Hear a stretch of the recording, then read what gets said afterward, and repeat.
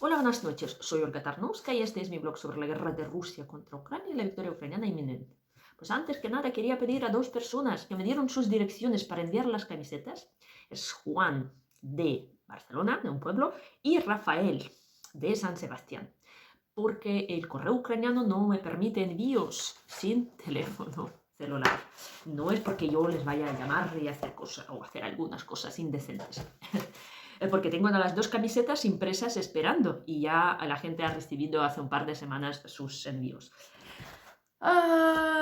Vale, quiero empezar este vídeo con unos fragmentos de lo que vive Ucrania todos los días. Y hoy he leído que Ucrania desde el inicio de la guerra ha escuchado más de 35.000 alarmas aéreas. ¿Vale? Entonces, para que entendáis cómo vivimos y cómo viven esto nuestros niños.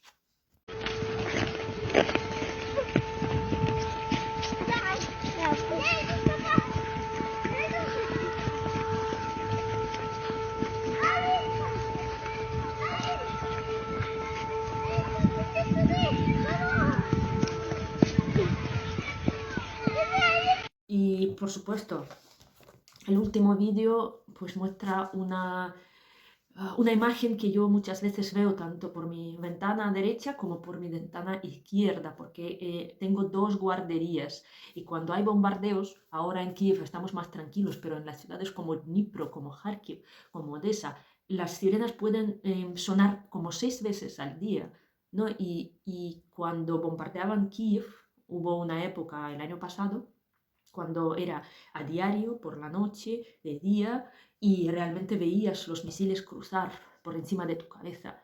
Y ver a los niños correr al refugio es lo que más ansiedad me daba. Y ya os he dicho muchas veces que Ucrania después de esa guerra va a necesitar una rehabilitación psicológica a todos los niveles. Solo una pequeña muestra para las personas que creen que los ucranianos exigimos demasiado y que nos mandan cosas pagándolo con sus propios impuestos. Y para que veáis que no lo pedimos porque nos da la gana, ¿vale? Así que estamos hablando hoy de varias cosas. Primero, una noticia muy buena. Ayer Ucrania derribó 3 aviones Su-34 rusos, otra vez. Y hoy ya he escuchado a unos periodistas decir, bueno, son las 12 de la mañana y todavía no hay ningún avión ruso derribado. Pues por la tarde apareció una noticia que hay un avión ruso Su-34 que desapareció de los mapas en la región de Mariupol, pero todavía no tenemos confirmación de que haya sido derribado. Ojalá. Ya llevan como se dice, hemos neutralizado en esos 13 días, bueno, hoy sería el 14, pero todavía no sabemos, 13 aviones rusos. El valor total de todos estos aviones eran dos bombardeos cazas, luego 10 cazas Su-34, bombardeos cazas son Su-35, y el avión famoso A-50 que vale 350 millones de dólares, ¿vale? Que es digamos, el daño más grave que hemos infligido a Rusia, porque no puede coordinar bien los ataques a Ucrania. Y esto es una gran ventaja para nosotros, porque está más ciega la aviación rusa. Y de hecho han disminuido, incluso en la zona de Avdiivka, los ataques de aviones. Probablemente por este motivo, porque un avión de A-50, ya os he dicho, tenía un radio de vigilancia de 600 kilómetros. Entonces, si se sube en el mar de Azov, ve prácticamente hasta Kiev, ¿vale? Así que cuantos más problemas tenga Rusia, mejor. Y además, todos esos 13 aviones le costaron a los rusos más de 1.000 millones de dólares en total. Vale. ¿Sabéis? Ayer, no fue antes de ayer, los diputados de Transnistria, perdón, de la República de Transnistria, mandaron un escrito no solo a Rusia, sino a la ONU, a la Comisión Europea, para que presionen Moldavia, que está realizando ¿cómo se dice?, una opresión de la economía de Transnistria. Entonces ya he dicho que ha sido una cosa que probablemente Rusia quisiera que fuera de otra forma, que si era un pedido político de entrar en la Federación Rusa, pero no fue así. Es una cosa que acabó a nivel económico y no tuvo ninguna repercusión, digamos, más allá. De hecho, ayer estuvo Zelensky en Moldova y me imagino que le propuso a la presidenta ayuda militar, que Ucrania está dispuesta a entrar en Transnistria, donde están los 3.000 militares rusos, además, pero están como sin posibilidad de hacer gran cosa, porque no tienen frontera con Rusia, tienen que hasta hacer la rotación camuflados y viniendo por diferentes sitios. Eso, o sea, es una cosa absolutamente inútil, pero están ahí.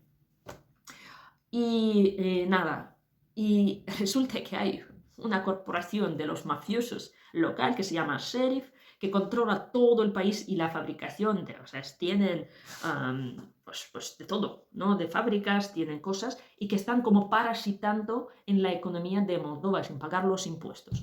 Con lo cual Moldova intentó obligarles a pagar estos impuestos y ellos se escandalizaron.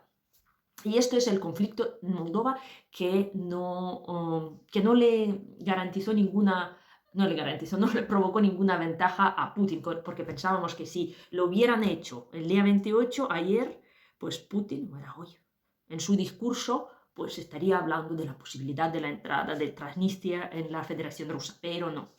Vale. Así que Putin tuvo un discurso tuvo el discurso, digamos, preelectoral ante la Asamblea Federal Rusa. ¿Vale? Y el discurso duró 2 horas y 6 minutos.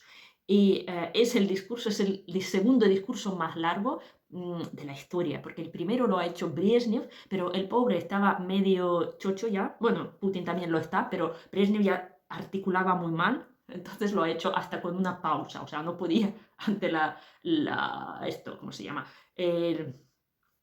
¿Cómo se dice? La reunión del comité del Partido Comunista, ¿vale? Pues que ahora se llama la Asamblea Federal Rusa, ¿vale? Transformado un poquito. Vale, entonces, él superó su discurso de hace 4 años, de 1 hora 55 minutos, y le aplaudieron 116 veces. ¿Vale? Pero el discurso no era muy animado porque las imágenes que salieron por aquí era gente toda aburrida, medio dormida y por supuesto no voy a dedicar tiempo a esta verborrea, que lo analicen los psicólogos, psiquiatras y la gente cuya profesión obliga a aguantar una suplicie semejante. Vale, claro, él habló de la guerra, él habló de las promesas al pueblo ruso, y es curioso porque él todavía intenta prometer algo a los rusos, ¿vale? Como si no le hubieran a votar todos, como si no estaba todo esto ya manejado y organizado. Entonces Putin todavía intenta mantener esa cara. Y dicen los politólogos que aunque Putin, por decirlo, tiene todas las elecciones falsificadas, cada vez lo votan menos gente. ¿Vale? Entonces él no quiere que lo votaran mucha menos gente porque los de su manada lo van a saber y van a saber que el líder ya no tiene, por supuesto no tiene los porcentajes que aparecen, pero si no tiene ni siquiera la mitad, entonces esto ya le desacredita mucho. Y es una cosa curiosa porque hoy, bueno, hablaré del funeral de Navalny, pero la oposición rusa que para mí es inexistente, ¿vale? Pero ellos hacen sus cosas. Entonces, en vez de decir a la gente, a los rusos, que no viniesen a votar, porque sería pues no presentarse y no tener todas las personas. O sea, si quieres boicotear unas elecciones, simplemente no vayas. Lo que dicen es que si votas contra Putin, pues pon en su lugar Navalny y lo tachas y pones Navalny y pones una cruz. O si quieres votar contra Putin, preséntate en tu distrito, en tu local de votación, pues a las 12 del mediodía. Y así sabremos cuántas personas han venido a decir que no. ¿Y con esto qué quieren decir? ¿Que quieren que venga todo el mundo a votar y Putin falsifique lo que quiera? Esto es algo absurdo, pero como ya os he dicho, la oposición rusa es muy decadente. Vale, pues hoy han enterrado a Navalny, finalmente. Ya no nos lo creíamos, pensábamos que al final no van a entregar el cuerpo de este hombre a su madre, pero lo entregaron. Sin embargo, han tenido muchísimos problemas, pero básicos. Ni siquiera había coches funerarios que estaban dispuestos a transportar el cuerpo. Todos le decían que no. Todos los lugares que ellos contactaron para organizar una despedida, pues desde sitios oficiales, centros oficiales, hasta cualquier lugar que podría servir, les dijeron que no. Entonces le permitieron, ni siquiera las iglesias, obviamente, entonces le permitieron enterrarlo en un cementerio muy, muy pequeño, porque Rusia tiene muchos, ¿no? En Moscú hay muchos, este es en las afueras, donde ni siquiera se podían meter gente, ¿vale? Es tan estrecho y con tan poca separación de tumbas que era imposible que la gente incluso pase por este sitio, ¿vale? Entonces sí que vinieron al funeral varios millares de personas, como estáis viendo en el vídeo, pero por supuesto allí los estaban esperando los policías, polizotes, que ya acto seguido después de esas manifestaciones que decían que Putin asesino y no sé qué, historias, no a la guerra incluso, pues les metieron directamente a los coches de detención. Así que esto es Rusia y vemos que no tiene mucho remedio. Vale, otra historia. Se ha hecho una encuesta y los refugiados ucranianos que están en el extranjero, un 60%, 65% ha dicho que piensan volver a Ucrania. Hace 6 meses eran 75. Entonces ha bajado esa cifra de personas que piensan volver a Ucrania. Yo creo que es una cifra incluso más elevada porque normalmente la gente por quedar bien dice esas cosas, pero en realidad ya están ubicándose y de aquí a un año la gente que va a volver o va a pensar en volver va a ser la minoría.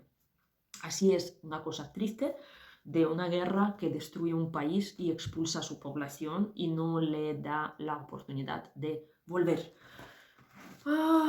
Vale. Y también, claro, todo esto está muy influenciado por el ánimo muy bajo que sentimos los ucranianos, ¿vale? Y estamos, claro, conectados con todas las personas que están fuera del país. Los que están en el frente, con los que están dentro y con los que están fuera, los familiares y amigos. Y como yo os he dicho, desde que se destituyó el comandante Zaluzhny, la gente perdió fe, porque perdió fe en la victoria. Y es muy importante porque siempre hemos luchado con la fe y ahora estamos luchando, pero no la hemos recuperado. Y yo no sé qué tiene que pasar para que recuperemos. En mi opinión, cambiar el gobierno, el presidente. Pero no sé si va a ser posible. Porque incluso la gente empezó a retirar sus depósitos bancarios que estaban ahí desde el inicio de la guerra y han bajado los precios de los pisos porque la gente empezó a vender pisos. O sea, aunque ya sé que no os gusta que os cuente esas cosas, os estoy explicando cómo todo esto influye en la gente normal. En la gente que está luchando. Y por supuesto, están luchando sin ver todavía ningún cambio ni dentro del país ni, digamos, fuera. O sea, cuando yo he hablado de la intención y decisión del mundo de acabar la guerra con la victoria de Ucrania. De hecho, por ejemplo, Scholz se está negando a entregarnos los Tauros y está Inglaterra y Gran Bretaña intentando presionarlo a que nos los entregue. O sea, los Tauros es ¿cómo se dice? La piedra de discordia o la manzana de discordia. E incluso el exministro de Defensa británico, Ben Wallace, ha dicho que Scholz es una persona, ¿cómo se dice? Persona equivocada en el momento equivocado que amenaza la seguridad de todo el país, de toda Europa. ¿Vale? Entonces es gordo. A ver si Scholz recapacita y hace cosas correctas. Aunque, claro, Alemania es el segundo país que nos ayuda en términos de dinero. También me han dicho que Argentina nos ha mandado ya 2 helicópteros. No sé, todavía tienen que recorrer un camino y pasar por el mantenimiento. Y, por cierto, Javier Milei ha propuesto organizar la cumbre de apoyo de Ucrania en la América Latina. Es una cosa muy importante para nosotros, incluso a nivel político y moral, ¿no? Para ir cambiando esa tendencia rusófila y terrible que existe en estos países. Vale, también los Países Bajos nos han prometido 2.000 millones de ayuda militar. Vale, muchas veces, yo aquí tengo a la gente que me escribe, vamos, tratados sobre lo del desagradecimiento. Muchas gracias, por cierto, por vuestros mensajes de apoyo. Yo entiendo que yo reacciono un poquito a esas opiniones frikis, para mí frikis, raras y estúpidas, porque existen y en algunos sitios son muchísima gente que piensa así. Entonces, uy, se me ha ido el santo hacia. Vale, entonces, lo de la ayuda, ¿no?, que viene. Vale, entonces cuando dice, han aprobado el 50.000 millones de euros para Ucrania, entonces la gente dice, si os van a dar 50.000 millones de euros, no sé qué historia, y estás ahí sin decirnos las gracias. Por supuesto, las agradecemos, pero que sepas que son 50.000 millones de euros para 4 años y que todavía no se nos han dado. Y no son ayuda militar, son ayuda económica, que también es tremendamente necesaria, ¿vale? Pero hay que entender que para sobrevivir y para luchar necesitamos muchísimo más. Pero vamos, no sé, centenas de veces más, por decir alguna cosa, ¿no? Para poder estar desahogados y para poder comprar lo que necesitamos para ganar esto. Vale, entonces, ¿qué más? Vale, hoy ha salido un mensaje, un artículo en el Wall Street Journal que ha descubierto, ha publicado, ha sacado a la luz las condiciones que Rusia y Ucrania estaban discutiendo cuando negociaban durante el primer mes de la guerra, cuando había, como decir, negociaciones pacíficas para conseguir algún tipo de acuerdo. Os recuerdo que había una serie de negociaciones, primero en Bielorrusia, luego en Turquía, entre los representantes del gobierno ucraniano. Era el jefe del partido de Zelensky que estaba ahí promoviendo ese tipo de negociaciones. Os lo recuerdo porque a lo mejor sí que había una idea de entregar Ucrania, no lo descartamos. Pero luego sucedió lo de Bucha y ya todos los ucranianos vieron que estamos tratando con un monstruo, ¿vale? Ya no había vuelta atrás. Vale, entonces todas esas negociaciones, en teoría, eran los intentos de Rusia de castrar a Ucrania y avasallar nuestro país. Y hacerlo de alguna forma, o sea, claro, esa avalancha y esa invasión tan brutal era una invasión pensada como un relámpago, no estaba pensada para varios años. Se van adaptando ellos también a ese tipo de guerra. Y entonces, pues las condiciones eran, por supuesto, reconocer Crimea como territorio ruso, reducir drásticamente el ejército ucraniano hasta 85.000 personas. O sea, vamos, un ejército de juguete comparado con el ejército ruso, que tiene millones, ¿vale? Para tener aquí solo gente así haciendo desfiles, básicamente. No permitir uso de armas extranjeras, sobre todo misiles, y los territorios ocupados serían tratados. Ucrania se permitía entrar, no se decía nada, ¿no?, a la Unión Europea, pero no nos permitían entrar a ninguna formación militar tipo OTAN, ninguna unión. Así que era una forma de crear una especie de protectorado títere de Rusia para luego ir aglutinándonos, ¿vale? Y, por supuesto, Ucrania no puede permitirse ni capitular ni buscar ese tipo de acuerdos porque significa nuestra desaparición y la conversión de Ucrania en el campamento un campo de concentración, como lo es Rusia, ¿no?, donde una persona no puede ni pensar diferente, ni hacer diferente. Ya hace unas semanas han aprobado una ley que incluso un decreto, no sé qué historias, que incluso los hombres que lleven el pelo largo y tienen apariencia de gays van a ser detenidos en la calle y metidos a la cárcel, ¿vale? Entonces, ni esto, ¿vale? Entonces es terrible. O sea, la violencia, la violación de los derechos humanos en Rusia es brutal y no tiene límite y está cada día peor y peor.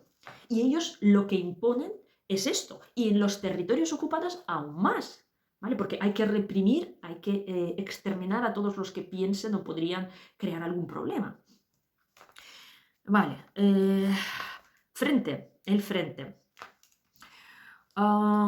Y por cierto, la Ucrania no tiene muchas opciones. La única opción de Ucrania es conseguir garantías reales, no esos acuerdos de papelote que está firmando Zelensky, que está muy bien, pero sirven de muy poco, ¿vale? Porque, por ejemplo, Inglaterra ha puesto, por ejemplo, un volumen, por lo menos de dinero que nos va a dar cada año para fomentar una colaboración militar. Pero los demás países no ponen esto, son cosas formales que no obligan a ninguna de las partes a nada. Y Ucrania necesita, frente a Rusia, tener una protección de la comunidad internacional, que la OTAN estaría fantástico, pero no sabemos cómo lo podemos organizar fuera de la OTAN, ¿no? Y además necesitamos neutralizar y desmilitarizar a Rusia. Que Rusia no pueda invadirnos porque sí, que tenga algún tipo de restricciones, ¿vale? Tanto militares como pues, de todos los tipos. Y sobre esto hay que luchar. No hay otra, no queda otra. Bueno, ¿qué tenemos? Tenemos una situación muy dura en el frente. Rusia está avanzando en 4 puntos del frente y, por ejemplo, ellos en Avdiivka han concentrado muchas fuerzas y pensábamos que iban a redistribuirlas en otras partes del frente donde también avanzan, pero no, han dejado esas tropas en Avdiivka y están avanzando. ¿Vale? Están avanzando y ya se han adentrado a 5 kilómetros en una línea de unos 10 o 15. ¿Vale? Entonces es una situación bastante peligrosa porque ya os he dicho que las tropas ucranianas se retiraron, pero no se retiraron a las posiciones, se retiraron a los campos y poco más. Hay algunas trincheras, pero son insuficientes. Ucrania no preparó la línea de retirada. La próxima línea de retirada está a 20 kilómetros de Avdiivka, así la línea fuerte. Y entre tanto hay campos, hay algunos ríos, hay algunas cosas, pero estamos sin artillería y con muy poca protección. Entonces, aunque hay algunas operaciones que tienen éxito, ucranianas, por ejemplo, este vídeo que estáis viendo del pueblo de Stepove, cerca de Avdiivka, donde Ucrania consiguió derrotar a una brigada rusa y destruir a su personal y 25 unidades de técnica, de maquinaria militar. Normalmente la situación es muy dura y cada vez escuchamos que hay más pérdidas ucranianas y nos destrozan el corazón. ¿Vale? Dicen, hay algunas, claro, opiniones que Ucrania, nuestro brillante comandante supremo, no quería, solo pensaba en avanzar, no pensaba en retroceder. Entonces no se aprobaron los recursos para construir líneas de defensa en sitios como Avdiivka, Bakhmut, etcétera, etcétera. Y esto, que lo podríamos haber hecho y no lo hicimos, pues causa lo que está causando ahora, un avance de las tropas rusas y la imposibilidad de Ucrania sin proyectiles, que es lo principal, a detenerlos. Y también ayer hubo un anuncio oficial de que durante una operación de retirada y cobertura han fallecido un grupo bastante importante de militares de fuerzas especiales desde la Brigada 73 de las fuerzas especiales de Ucrania. Eran grupos que estaban actuando en barcos especiales y no han podido sobrevivir el ataque ruso. Entonces, para Ucrania, todos estos días también están marcados por, como yo he dicho, pérdidas bastante más grandes que normalmente sufrimos. Otro problema que tenemos, también por culpa de nuestro gobierno, es la ley de movilización. ¿Vale? Todavía nosotros, cuando se dice que los ucranianos ya no quieren luchar, no es del todo cierto, porque cada mes Ucrania moviliza de forma natural una cantidad de personas, no sabemos cuántos. Y normalmente dicen que 28% de los hombres ucranianos de la edad reclutable dicen que si les viene un aviso irán al ejército. Pero eh, entre unas cosas y otras, pues nadie se presenta tanto voluntariamente como antes. Aunque, y eso es otro punto positivo, que hay dos brigadas, uno es Azov y otro es tercera brigada de ataque, que estaba formada también a base de los antiguos de Azov.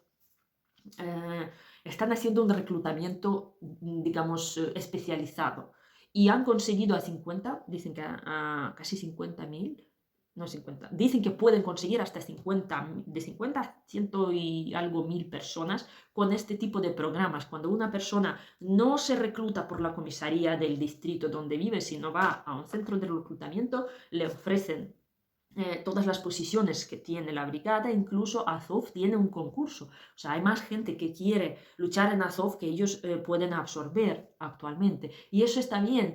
Y esto pues nos muestra que todavía el pueblo ucraniano tiene reservas y puede reclutar, pero tiene que cambiar la ley. Tienen que saber que si ellos tienen un problema de salud o lo que sea, se pueden desmovilizar y que tienen un término fijo de servicio, no un término que no tiene fin. Es como una esclavitud, o mueres o mueres, ¿vale? Y entonces nuestro presidente, que tenía que tomar esa ley, ya lleva 6 meses sin hacer nada y la echó al Parlamento, y el Parlamento en una ley introdujo 4.000 enmiendas. Nunca en la legislación de Ucrania hubo tantas enmiendas a una ley, y esto parece un poco sabotaje de la ley. Entonces yo no sé qué tiene en mente nuestro gobierno, ¿vale?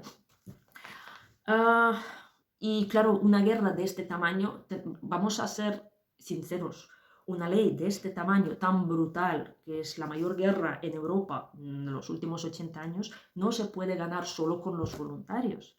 Tiene que haber una movilización forzada, pero hay que organizarla bien, presentarla bien y dar condiciones normales a todas las personas que van a servir. Entonces, esto es lo que tiene que hacer nuestro comando, y no hace. Otro tema doloroso es Polonia. Hace unos días fue detenido un periodista ucraniano que fue a hacer un reportaje en la frontera con Polonia. Entonces, lo detuvieron los policías, lo metieron en el comisaría, lo tuvieron ahí no sé cuántas horas, le confiscaron los materiales, destruyeron todo lo que él grabó, y solo con la intervención de la embajada lo soltaron. ¿Vale? Y es un periodista muy famoso, de un medio famoso, Ukrainska Pravda. El periodista se llama Tkach, no me acuerdo del nombre, de apellido. Y pues resulta que él estaba en la frontera de Bielorrusia con Polonia. Los polacos siguen bloqueando todos los envíos de mercancía de Ucrania. Ha hecho un acto de sabotaje cuando abrieron 8, creo, vagones de un tren y soltaron todo el maíz al suelo, y que lo tienen que ahora destruir. Y, y resulta que el periodista lo que grabó es que por la frontera entre Bielorrusia y Polonia pasan centenas de camiones polacos con una especie de toldo, y resulta que dentro de muchos de estos camiones hay trigo, con lo cual Polonia no deja pasar trigo ucraniano al territorio de la Unión Europea, sino deja pasar el trigo ruso. Y incluso lo hace de forma ilegal, o sea, camuflada, porque no quieren transportarlos en los camiones especializados que se usan para el trigo, ¿no? Que tienen una especie de vagón ahí encima y tal, sino en Bielorrusia. O sea, viene el trigo ruso a Bielorrusia, ahí lo recargan en camiones convencionales, camuflados, y con toldo, y lo pasan a Polonia. Y luego ya va a Europa. Entonces, es curioso, y ya empezó a hacer resonancia incluso en el gobierno polaco, que se dio cuenta que Polonia, en abril del año pasado, prohibió la importación del trigo ucraniano, pero no prohibió la importación del trigo ruso, que todavía sigue circulando como si fuera tal cosa. Y entonces es tremendo, y es un problema también de la Unión Europea, que no prohibió la entrada del trigo ruso. Y eso muestra una vez más que en un país como Polonia pueden actuar los agentes rusos, que incitan este tipo de odio y protestas populares contra Ucrania, que incluso dicen que cuando se abrieron esos vagones del trigo o del trigo de maíz por la noche, cuando no había nadie, pues la primera que dio noticias sobre este tema fue la portavoz del Ministerio de Exteriores ruso, que estaba hablando de este acto de sabotaje. O sea, podría ser una operación preparada de Rusia en Polonia, ¿vale? Entonces, Europa y Polonia tienen que estar atentos. O sea, no se puede hacer ciertas cosas y hay que actuar, ¿vale? Sabemos que hay elecciones que no quieren tomar medidas impopulares, pero hay que hacer cosas básicas y es el tema porque han detenido varios espías rusos en medio de estas acciones, ¿no? Uno, por lo menos ayer creo que le detuvieron. Entonces, es una cosa peligrosa, ¿vale? Y que nos hace mucho daño, mete un clavo de discordia entre el pueblo polaco y el pueblo ucraniano y permite la circulación del trigo ruso. Y es absurdo. Vale, ¿qué más?